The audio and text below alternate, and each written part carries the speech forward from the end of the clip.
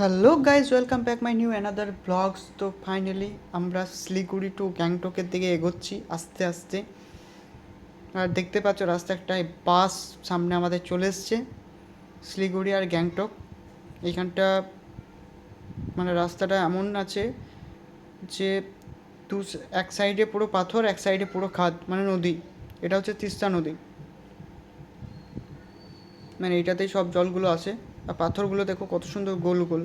রাস্তাটা অলরেডি ভেঙে গিয়েছে, যদি লক্ষ্য করো রাস্তাটা পুরো ভেঙে গিয়েছে। রাস্তাটা খুব সাবধানতাভাবে পার হচ্ছে সব গাড়িগুলো। ওই একদিকটা দাঁড়িয়ে আছে একদিকটা, কারণ এখানে রাস্তাটা সরু মতন টাইপের।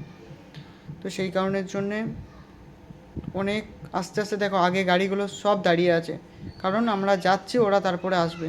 নাহলে দুটো গাড়ি একসঙ্গে কোনো মতেই যাওয়া পসিবল নয়। আর দেখো ডান সাইডে তিস্তা নদী, আবার দেখো দাঁড়িয়ে গেল। একটু দাঁড়াবে, একটু আগাবে, একটু দাঁড়াবে, একটু আগাবে। তো এই হয়ে চলে যাচ্ছে।